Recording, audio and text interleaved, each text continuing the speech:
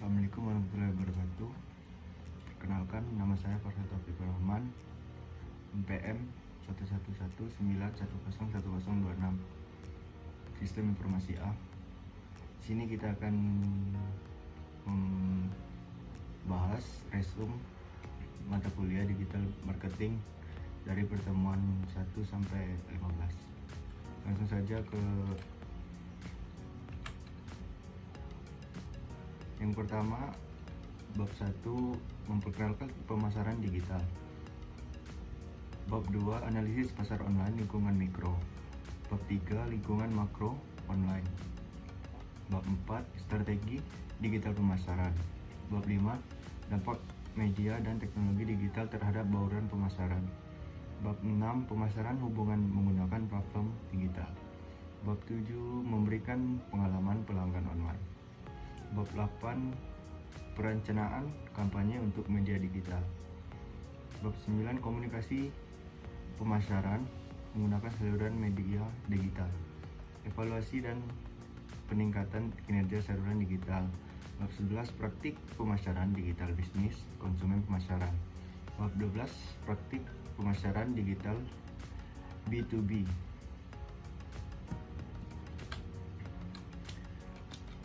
Saja ke pembahasan bab 1, memperkenalkan pemasaran digital. Pemasaran digital adalah eksploitasi teknologi digital yang digunakan untuk membuat saluran untuk menjangkau calon penerima untuk mencapai tujuan.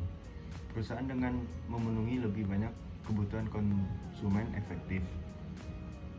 Dengan demikian, setiap perusahaan atau bisnis pemasaran dianggap penting sebagai salah satu strategi pengembangan penting bagi perusahaan. Jenis-jenis digital marketing. Yang pertama ada website, blog, sama email marketing. Website merupakan halaman web yang selalu update. Biasanya terdapat halaman administrator yang digunakan untuk menambah atau mengubah konten. Situs web dinamis memerlukan database untuk disimpan.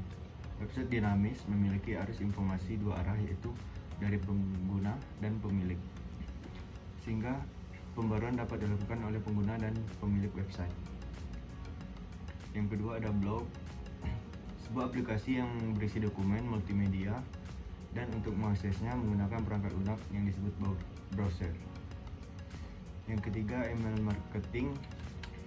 Email marketing, pasaran email online baik melalui website, iklan online, email auction, kios TV, interaktif, atau seluler. Ini menciptakan hubungan yang lebih dekat dengan pelanggan, memahami mereka, dan memelihara interaksi dengan mereka. Manfaat pemasaran melalui digital, media digital. 1. Menghubungkan usaha yang dimiliki dengan konsumen di internet. Saat ini konsumen sudah tak lagi mencari informasi mengenai suatu produk, barang, atau jasa melalui halaman iklan. Kedua, menghasilkan penjualan yang tinggi melalui digital marketing dapat menjangkau lebih banyak yang ditargetkan, dapat menghasilkan prospek dan mencapai peningkatan penjualan. Yang ketiga, membantu bersaing dengan perusahaan besar, tidak hanya membuat posisi sejajar dengan pesaing, namun digital marketing juga memungkinkan untuk bersaing head to head dengan merek dan perusahaan besar. Masuk ke bab 2, analisis pasar online lingkungan mikro. Pengenalan dan analisa lingkungan pemasaran digital. Permintaan terhadap pemasar yang bertanggung jawab atas perencanaan strategi pemasaran digital semakin tinggi secara signifikan seiring menggunakan bagaimana para pemasar melakukan pekerjaan buat menangani donasi komersial. Kompleksitas dari lingkungan pasar yang kompetitif, komunitas sosial, dan penemuan teknologi. Di dalam lingkungan pasar digital, keputusan pembelian konsumen ditentukan banyak asal informasi, misalnya output pencarian, tinjauan konsumen, dialog sosial media, dan website perusahaan. Faktor yang wajib dianalisa pada lingkungan pemasaran digital adalah yang pertama konsumen, proposisi digital dan komunikasi yang wajib didasarkan pada konsumen yang karakteristik, perilaku, keinginan, dan kebutuhannya menjadi esensi pemasar buat melakukan analisis suatu awal. Lingkungan pasar digital terdiri berdasarkan perantara, orang-orang berpengaruh, dan calon mitra. Ada beberapa faktor yang menghipnotis analisis lingkungan pasar digital termasuk mesin pencari, situs media penerbit, blog, situs asal, dan jejaring sosial buat dipertimbangkan. Yang ketiga, pesaing. Tolak ukur proposisi konsumen dan kegiatan komunikasi terhadap pesaing bisa mengidentifikasi peluang buat didekati dengan kegiatan lingkungan pasar digital perlu dikembangkan lebih lanjut. Lingkungan makro yang lebih luas terdiri berdasarkan efek sosial, peraturan, lingkungan, politik, dan teknologi. Lingkungan pemasar digital ada 3 jenis, yaitu lingkungan mikro, lingkungan makro, dan perilaku konsumen online dan implikasi bagi pemasar. Lingkungan mikro berfokus kepada para pelaku yang membentuk lingkungan transaksi dengan cepat, terdiri atas konsumen yang memiliki keinginan dan kebutuhan yang harus dipuaskan, bersama dengan para pesaing, perantara, dan supplier. Lingkungan makro adalah dorongan eksternal yang dapat secara signifikan berefek kepada kesuksesan secara organisasi. Dorongan ini berasal dari lingkungan pasar yang lebih besar melampaui kontrol cepat dari sebuah organisasi, contohnya kondisi perekonomian. Yang terakhir, perilaku konsumen online dan implikasi bagi pemasar. Setiap pelanggan memiliki perilaku yang berbeda yang dimulai dari karakteristik pelanggan tersebut. Sebagai seorang pemasar, kita harus memahami perilaku setiap pelanggan untuk menentukan cara yang paling tepat untuk mengetahui bagaimana karakteristik pelanggan dapat mempengaruhi pemilihan saluran pemasaran digital.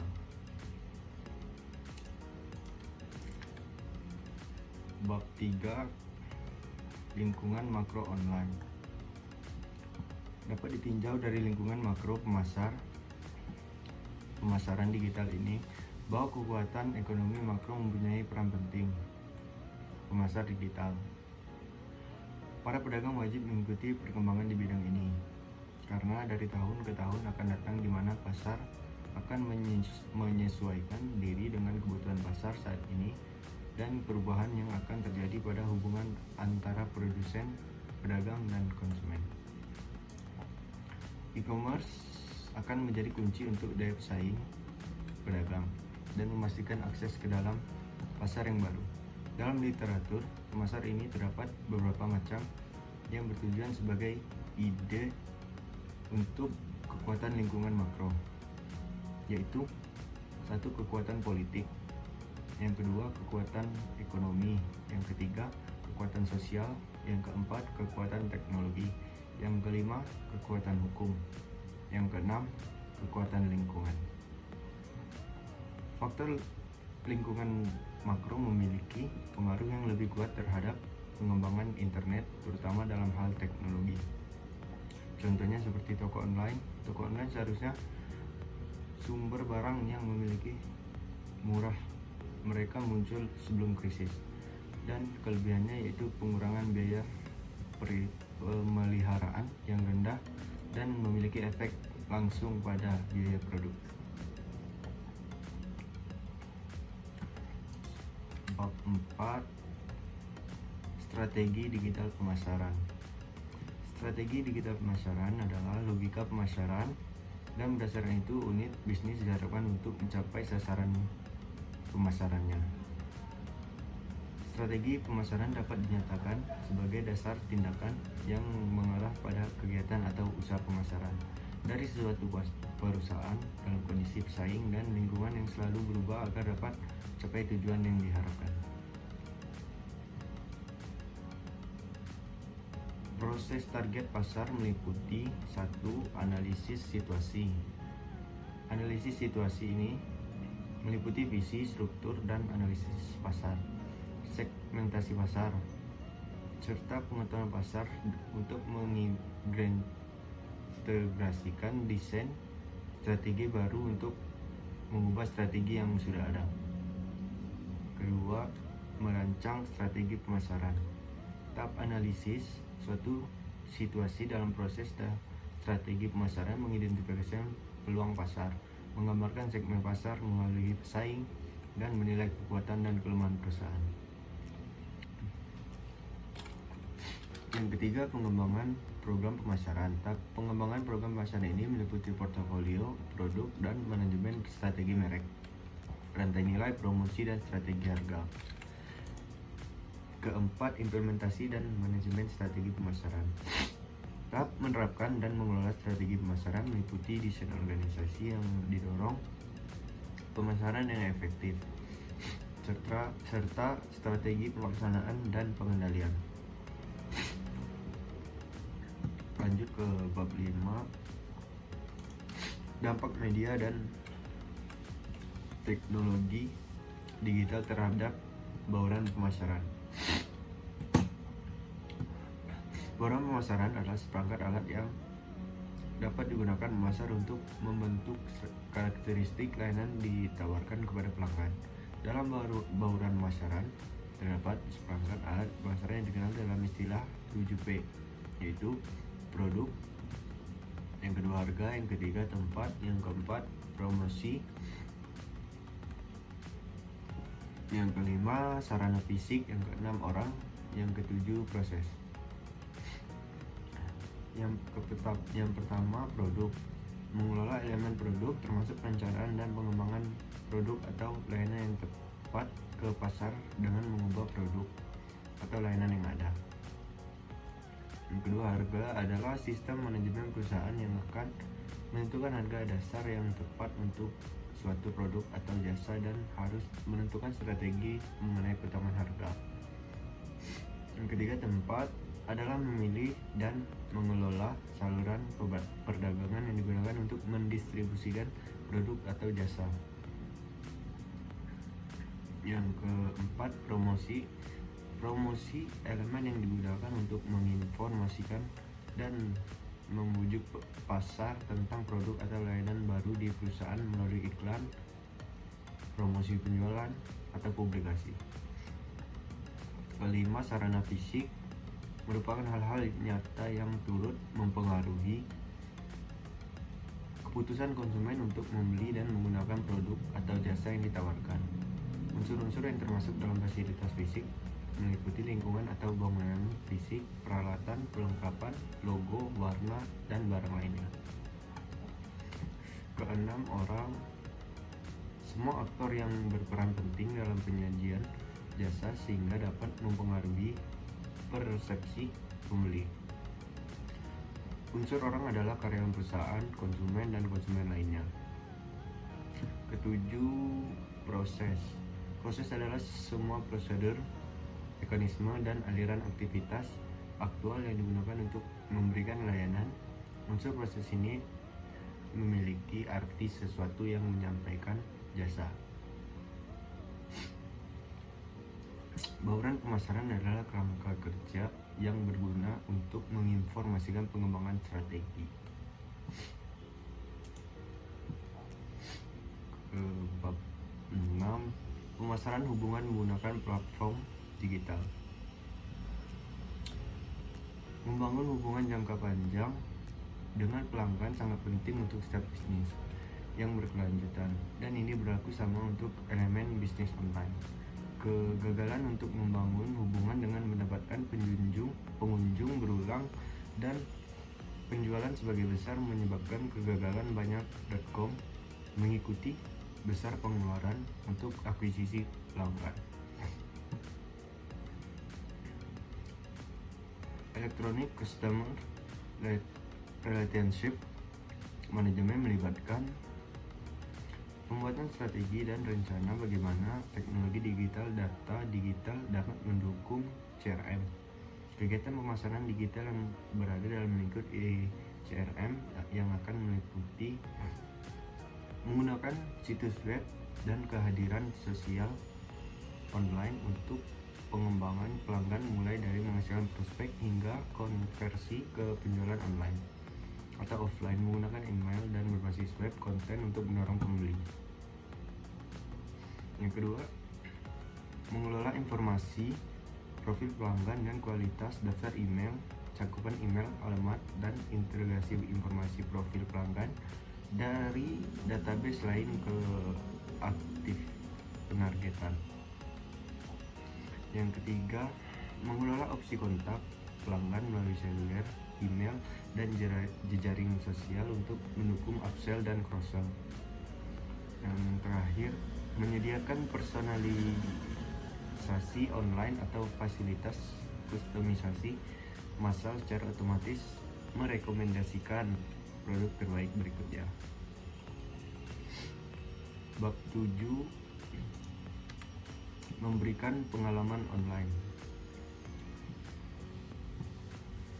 Pelanggan digital. Pengalaman digital total suatu merek meliputi kehadiran mereka pada platform yang berbeda, termasuk desktop, situs web, situs dan aplikasi seluler, iklan di platform game, dan toko digital.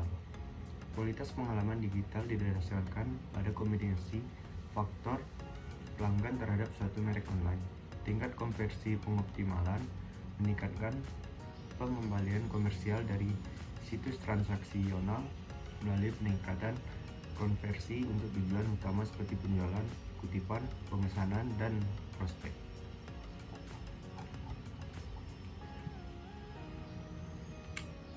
Langsung ke bab 8, perencanaan kampanye untuk media digital.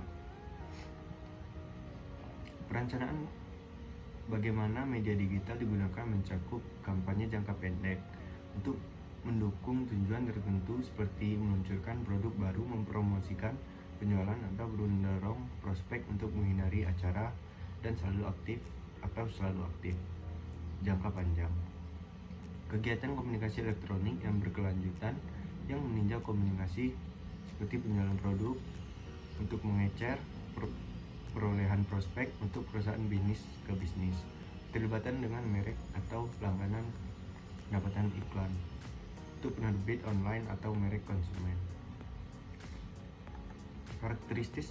Karakteristik media digital dan media tradisional. Dengan mengidentifikasi karakteristik unik dari media digital yang perlu diterapkan untuk berhasil dalam kampanye online adalah komunikasi yang perlu ditinjau sebagai bagian dari rencana komunikasi yang selalu aktif atau kelola kampanye dan integrasikan dengan media tradisional. Kampanye akuisisi online. Penting bahwa saat menetapkan sasaran dan pelacakan, kami melampaui ukuran volume pengunjung yang tertarik ke situs dan menggunakan berbagai ukuran TKVC, yaitu volume, kualitas, nilai, dan biaya pengunjung. Target audience secara online menggunakan media digital. Ada cara lain untuk menjangkau audiens online, berbagai pilihan untuk media dan influencer. Jenis-jenis saluran digital dengan media tradisional. Yang pertama ada brosur media sosial. Yang kedua label produk, QR. Yang ketiga majalah, situs. Nilai-nilai efektivitas integrasi perusahaan. Menunjukkan alat yang terkait dengan pemasaran konten yang ditujukan untuk membantu pemasar meninjau efektivitas berbagai jenis media berbayar yang dimiliki dan diperoleh untuk mempromosikan atau mendistribusikan konten mereka. Tujuannya adalah untuk meninjau pengguna yang ada dan potensial dari berbagai media digital dalam menghasilkan kunjungan situs, prospek, dan penjualan dibandingkan dengan tingkat investasi dalam menerapkan media yang diukur sebagai biaya media berbayar dan biaya anggota tim pemasaran. Yang terakhir, keberhasilan kampanye pemasaran online. Media digital telah meningkatkan pilihan mekanisme respon. Meninjau mekanisme respon penting karena selalu sempit dapat membatasi respon. Tapi terlalu luas dan tidak fokus mungkin tidak memberikan jenis respon yang tepat. Pemasar perlu menekankan jenis respon atau perjalanan pelanggan yang paling menguntungkan bagi keseluruhan keberhasilan kampanye dalam materi iklan dan pesan mereka. Lanjut ke bab 9. Komunikasi pemasaran menggunakan saluran media digital. Yaitu ada teknik promosi online meliputi yang pertama pemasaran mesin telusur, yang kedua PR online, yang ketiga kemitraan online, yang keempat iklan online, yang kelima pemasaran email, yang keenam pemasaran media sosial. Pemasaran mesin telusur, optimisasi mesin telusur SEO dan pemasar konten meningkatkan posisi dalam daftar alami dan fitur pemasar bayar per klik perusahaan dalam daftar bersponsor dari mesin telusur dan jejaring tampilan. Yang kedua, PR online, termasuk teknik seperti penjangkauan influencer, pembuatan tautan, blog, dan manajemen reputasi. Yang ketiga, kemitraan online, termasuk memasar afiliasi, merek bersama dan sponsor. Yang keempat, iklan online, menggunakan berbagai format termasuk spanduk, gedung pencakar langit, dan media kaya seperti hamparan. Yang kelima, pemasaran email, termasuk daftar sewaan email merek bersama, email yang dipicu peristiwa, dan iklan di buletin elektronik pihak ketiga untuk akuisisi. Yang keenam, pemasaran media sosial, melibatkan audiens di jejaring sosial yang berbeda dan di situs perusahaan sendiri melalui berbagai konten dan pengembangan konsep kreatif hebat yang disebarkan melalui pemasaran online dari mulut ke mulut atau viral. Lanjut ke bab 10, evaluasi dan peningkatan kinerja saluran digital. Manajemen kinerja untuk saluran digital. Sistem manajemen kinerja berdasarkan dalam studi mengenai sistem pengukuran kinerja. Pada bagian ini akan meninjau pendekatan manajemen kinerja menggunakan menyelidiki 3 elemen kunci berdasarkan sistem pengukuran pemasaran internet. Proses pertama untuk perbaikan kerangka pengukuran yang memilih kelompok metrik pemasaran digital, evaluasi kesesuaian alat dan teknik mengumpulkan, menganalisis, menyebarluaskan, dan menindaklanjut hasil. 3 tahap pembuatan, penerapan sistem, dan manajemen kinerja. Pertama, tahap 1, membuat sistem manajemen kinerja adalah pengukuran kinerja sebagai proses kuantifikasi efisien dan efektivitas tindakan masa lalu melalui perolehan, pengumpulan, penilaian bisnis, interpretasi, dan penyebar data yang sesuai. Tahap kedua, mendefinisikan kerangka kerja metrik kinerja. Langkah-langkah efisien lebih berkaitan dengan meminimalkan biaya pemasaran online sambil memaksimalkan pengembalian untuk berbagai bidang fokus seperti memperoleh pengunjung ke situs web, mengubah pengunjung menjadi hasil, atau mencapai bisnis yang berulang. Tahap ketiga, alat dan teknik mengumpulkan metrik dan meringkas hasil. Teknik mengumpulkan metrik meliputi pengumpulan data kegiatan pengunjung situs, misalnya yang disimpan pada sistem analisis web, dan file log situs, metrik tentang hasil penjualan online, pertanyaan email, dan teknik riset. Pemasaran tradisional seperti kuesioner dan grup fokus yang mengumpulkan informasi pengalaman pelanggan pada situs web. Pengalaman pelanggan dan proses manajemen konten. Sebagai dari proses perbaikan berkelanjutan pada pemasaran online memiliki proses yang jelas supaya membuat perubahan dalam kehadiran online perusahaan.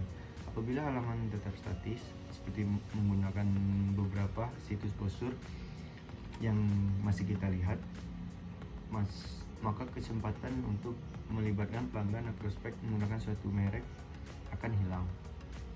Situs statis akan kehilangan peluang untuk menciptakan situs lebih efektif dan menghasilkan nilai bagi bisnis dengan menggunakan rasio konversi, menggunakan pendekatan pengujian AB dan multivarian yang kita bicarakan pada bagian terakhir.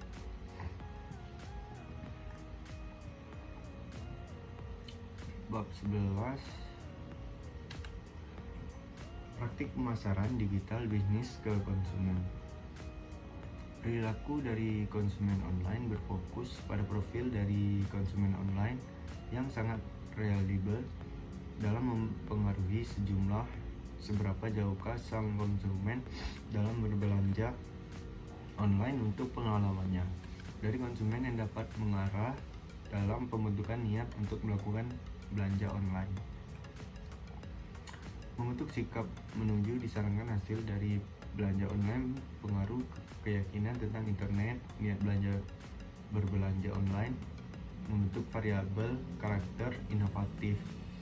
Komputer belanja online di individu yang melek huruf pengalaman yang percaya diri dan senang belanja online dan offline. Keyakinan konsumen tentang berbagai variabel pada akhirnya dapat membentuk sikap mereka terhadap internet dan niat pembelian mereka.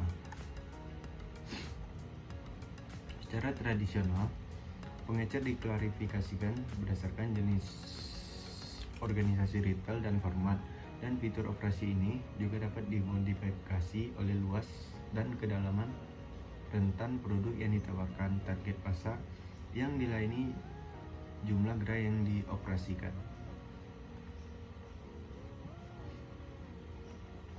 Lanjut ke bab terakhir, itu bab 12, praktik pemasaran digital B2B. Untuk memahami bagaimana kerja dan teknik konsep pemasaran digital dapat diterapkan dengan baik untuk perusahaan B2B, namun mempertimbangkan bagaimana proses pembelian beroperasi di organisasi B2B yang berbeda.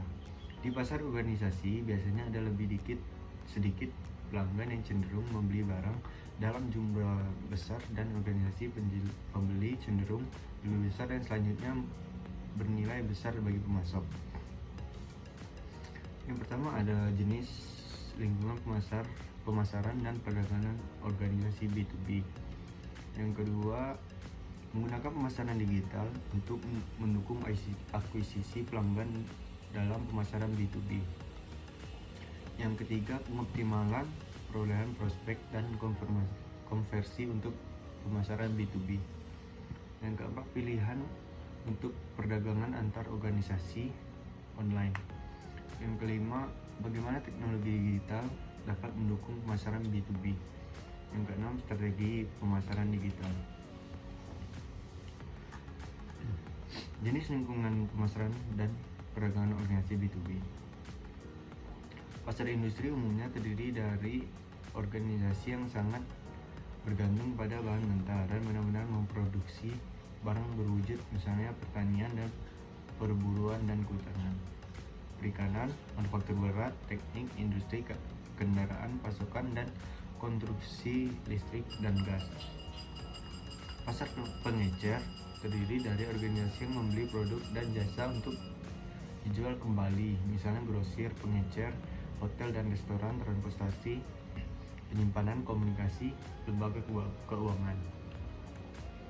Pasar pemerintah terdiri dari badan pemerintah yang membeli barang dan jasa untuk menjalankan fungsi tertentu dan menyediakan layanan tertentu, misalnya administrasi publik, pendidikan, layanan kesehatan, angkatan bersenjata, komunitas, kegiatan layanan sosial dan pribadi. Yang kedua, menggunakan pemasaran digital untuk mendukung akuisisi pelanggan dalam pemasaran B2B. Yaitu yang pertama ada mesin pencari marketing, yang kedua PR online, tiga kemitraan online, yang keempat penggunaan iklan online, yang kelima pemasaran email, yang keenam pemasaran media sosial. Yang ketiga, pengoptimalan perolehan prospek dan konversi untuk pemasaran B2B. Banyak situs web bisnis ke bisnis tidak melibatkan transaksi e-niaga. Model yang digunakan adalah berbasis izin dalam pemasaran B2B sebagai pemasaran masuk atau pendekatan pemasaran konten. Model pemasaran yang digunakan untuk mendapatkan pelanggan adalah pertama, pemasaran masuk yang berfokus pada pencarian PR online dan iklan bergambar yang digunakan untuk menarik kunjungan situs web. Yang kedua, perangkat keterlibatan seperti video, kertas putih, atau bentuk materi pendidikan pasar lainnya digunakan untuk mendorong pengunjung berinteraksi dengan situs dan berbagai informasi melalui media sosial. Yang ketiga, menawarkan akses ke konten berbasis izin yang berharga bagi pengunjung digunakan untuk menghasilkan arahan melalui mendorong pengunjung untuk mendaftar di situs. Yang keempat, prospek ditinjak lanjuti melalui urutan email yang dipersonalisasi atau di mana panggilan telepon keluar yang sesuai di mana prospek memenuhi syarat sebagai berharga. Yang keempat, pilihan untuk perdagangan antar organisasi online. Perdagangan e-commerce antar organisasi biasanya terjadi sebagai bagian dari proses pengadaan yang merupakan bagian dari kegiatan bisnis manajemen rantai pasokan yang lebih luas. Klasifikasi sederhana dari berbagai jenis atau aplikasi e-procurement ini adalah jenis utama. Yang pertama yaitu sumber elektronik, yang kedua tender elektronik, yang ketiga informasi elektronik, yang keempat lelang terbalik, yang kelima internet, IMO, MRO, dan ERP. Bagaimana teknologi digital dapat mendukung pemasaran B2B? Bahwa kekuatan, ruang lingkup, dan interaktivitas internet memberikan peluang unik bagi bisnis untuk mengubah bisnis mereka. Internet memiliki saluran penting untuk mempromosikan hubungan dengan pelanggan dan mitra lainnya. Keenam, terakhir yaitu strategi pemasaran digital. Dari perspektif perencanaan strategi, bahwa tingkat adopsi internet memiliki hubungan positif yang signifikan dengan kapasitas organisasi untuk mengembangkan keunggulan kompetitif. Hal ini sejalan dengan diskusi sebelumnya tentang faktor-faktor yang mempengaruhi tingkat adopsi. Implikasinya adalah bahwa organisasi harus secara serius mempertimbangkan bagaimana mengembangkan kapasitas maksimum untuk mendapatkan keuntungan dari lingkungan perdagangan online. Yang strategi pemasaran digital tidak seharusnya terintegrasi ke dalam perencanaan bisnis yang lebih luas kegiatan. Namun ini menjadi lebih penting karena organisasi semakin mengintegrasikan teknologi internet ke dalam aktivitas jual beli mereka. Sekian presentasi dari saya. Apabila ada salah kata, mohon dimaafkan. Assalamualaikum warahmatullahi wabarakatuh.